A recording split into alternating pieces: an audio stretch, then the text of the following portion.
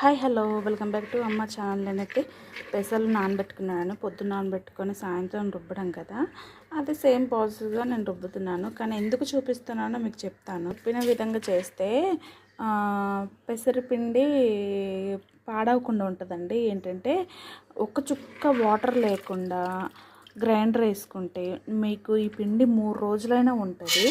అయితే గ్రైండర్ వేసేటప్పుడు మనము కట్ కట్ కట్ అంటది కదా అనేసి మనము ఏదో కట్ కట్ అంటుంది కదా, అమ్మో గ్రైండర్ పాడైపోతుందో ఏమో అనేసి మనం వాటర్ పోస్తాము. వాటర్ పోయకూడదండి.